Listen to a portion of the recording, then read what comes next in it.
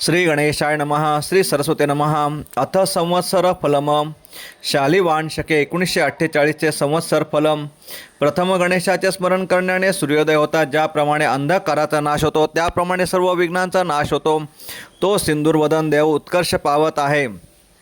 सर्व गोष्टींची परिपूर्णता होण्यासाठी गणेश, ब्रह्मा, विष्णू व शिव यांना नमस्कार करून संवत्सर फल सांगतो. नूतन संवत्सर ज्या दिवशी सुरू होते त्या दिवशी अभ्यंग स्नान करून देव, गुरु व ब्राह्मण यांची पूजा करावी. सर्व कुटुंबियांना नूतन वस्त्रालंकारांनी भूषित करून ज्योतिषाचा आदर सत्कार पूजा करून त्यांच्याकडून वर्षफल श्रवण करावे, म्हणजे सर्व वर्ष आनंदमय जाईल. अभ्यंग स्नान करून कडुनिंबाच्या पानासह फुलांचे चूर्ण, मिरे, हिंग, मीठ, ओवा व साखर यासह चिंचेत भिजवून काढून भक्षण करावे. त्याने रोगांची शांती होते, सुख, विद्या, आयुष्य व लक्ष्मी प्राप्त होते. पंचांगावरील गणपतीचे पूजन करून ब्राह्मण, ज्योतिषी यांचा सत्कार करावा व याचकांना यथाशक्ती दान द्यावे. पक्वान्नाचे भोजन द्यावे. संपूर्ण दिवस आनंदाने घालवावा, म्हणजे वर्ष सुखाने जाते. राजाचे फल श्रवण करण्याने वैभव अचल होते. प्रधानाच्या फलश्रवणाने कुशलता मिळते. अग्रधान्यशाचे फलश्रवण केले असता लक्ष्मी स्थिर होते. मेधाधिपतीच्या फलश्रवणाने वाणी सुरस होते. रसाधिपतीच्या फलश्रवणाने धार्मिक बुद्धी स्थिर होते. मध्यधान्यशाच्या फलश्रवणाने दीर्घायुष्य मिळते.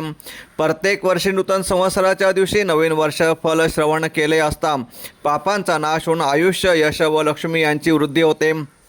ब्रह्मा, विष्णू, शिव, रवी, चंद्र, मंगळ, बुध, गुरु, शुक्र, शनी, राहू आणि केतू आपल्या शत्रूंचा नाश करोत. रवी तुमच्या आरोग्याची वाढ करो. चंद्र यशाची, मंगळ ऐश्वर्याची, बुध बुद्धीची, गुरु गौरवाची, शुक्र कोमल वाणीची, शनी आनंद, राहू बाहुबल आणि केतू आपल्या कुलाची उन्नती करो. तिथीच्या श्रवणाने वैभव स्थिर होते. वाराच्या श्रवणाने दीर्घायुष्य, नक्षत्राच्या श्रवणाने पापांचा नाश, योगाच्या श्रवणाने वियोगनाश, कर्णाच्या श्रवणाने सर्व इच्छा पूर्ण होतात.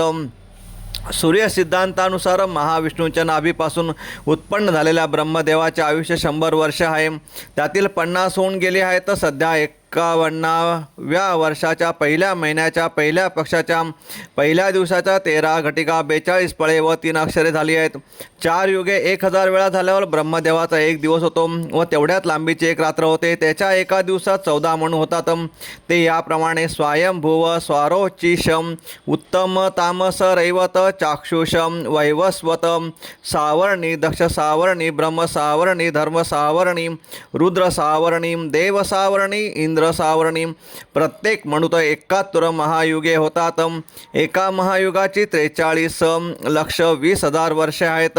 याप्रमाणे पहिले 6 मनु चाक्षुषपर्यंत होऊन गेले आहेत. सध्याचे 7वे मन्वस्तर वैवस्वत असून त्यातील 27 महायुगे झाले असून 28वे चालू आहे.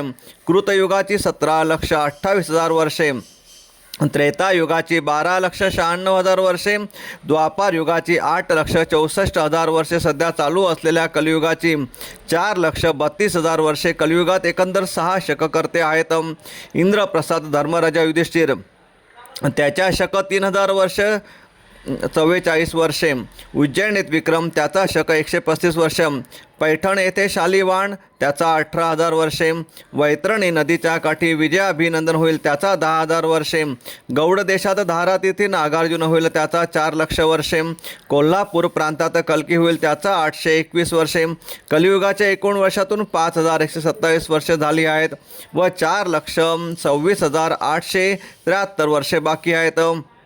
या वर्षी पराभव नाम संवत्सरात जनतेत विषय वासना वाढेल. उंदीर, इतर प्राणी, कीटक यांचा उपद्रव वाढेल. पर्जन्य चांगला होईल. धान्य वृद्धी होईल. जनतेत राग व लोभ हे विकार वाढतील. पाण्याचा तुटवडा भासेल. मात्र खरीपातील पिके चांगली येतील. साथीचे रोग वाढतील. तसेच लोकांमधील भांडणे वाढतील. राजा गुरु असल्याने पाऊस चांगला पडेल आणि धान्य, फळे आणि दूध मुबलक मिळेल. यज्ञ, यागादी कर्मे केली जातील. मंत्री मंगळ असल्याने पाऊस कमी पडेल आणि धान्य कमी मिळेल. आग, चोर व रोगराई यापासून लोकांना त्रास होईल. भांडणे वाढतील. मेधाधिपती चंद्र असल्याने पाणी विपुल मिळेल आणि धनधान्य वाढेल. विद्वानांचा गौरव होईल. खरीपाचा स्वामी गुरु असल्याने पाऊस चांगला पडेल. धान्य व फळे विपुल मिळतील. संपत्ती वाढून लोकांना आनंद होईल. रसांचा अधिपती शनी असल्याने पाऊस थोडा पडेल. लोखंड महाग होईल. रब्बीचा स्वामी बुध असल्याने गहू, मूग, ऊस, भात व दूध दुभते मुबलक मिळेल. विद्वानांचा गौरव होईल. निरसांचा अधिपती गुरु असल्याने सर्व रत्ने, सोने, कापूस, सुपारी, चंदन या गोष्टी पुष्कळ होतील. अद्रा प्रवेश शालिवान शके 1948 पराभव नाम संवत्सरात मिती निज ज्येष्ठ शुक्ल 8 सोमवार दिनांक 22 जून 2026 रोजी दुपारी 12:25 वाजता सूर्य आद्रा नक्षत्रात प्रवेश करतो. त्याचे फल धान्य व कापड पुष्कळ होईल. धनधान्य वाढेल. यावर्षी काल नावाचा मेघ असल्याने पाऊस कमी पडेल. रोगराई वाढून लोकांना दुःख होईल. यावर्षी तक्षक नावाचा नाग असल्याने पाऊस मध्यम पडेल. भांडण तडते वाढतील. पशुपालक श्रीकृष्ण आहे म्हणून जनावरांना आनंद होईल. धनधान्य वाढेल. दूध दुभते भरपूर होईल. यावर्षी मेघनिवास माळ्याच्या घरी असून रोहिणी नक्षत्र समुद्रावर पडले आहे, त्यामुळे भरपूर वृष्टी होऊन धनधान्याचे प्रमाण वाढेल. यावर्षी 3 आडक म्हणजे पर्जन्यमान मध्यम असून त्यापैकी 6 भाग नद्या व पर्वत यावर आणि 4 भाग भूमीवर याप्रमाणे इंद्र वर्षाव करील. आडकाचे प्रमाण 240 कोस 768 किलोमीटर विस्तीर्ण आणि 400 कोस 1280 किलोमीटर उंच आहे. राजाचे फळ पांचाळ सौराष्ट्र वऱ्हाड प्रांतात मिळेल. मंत्र्याचे फळ पौंड्र कलिंग देशात, मेधाधिपतीचे मगध देशात, दान्यशाचे फल गुर्जर यवन प्रांतात, रशेषाचे फल कोकण मावळ प्रांतात, निरशेषाचे फल मगध प्रांतात, आद्रा प्रवेशाचे फल विंध्याद्रीच्या दक्षिणेस मिळेल. हे शुभकारक वर्ष फल संवत्सरारंभाच्या दिवशी जे भक्तीने श्रवण करतील ते वर्षभर सुखी होतील. इति संवत्सर फलम श्री गणेशार्पणमस्तु. शुभम भवतु.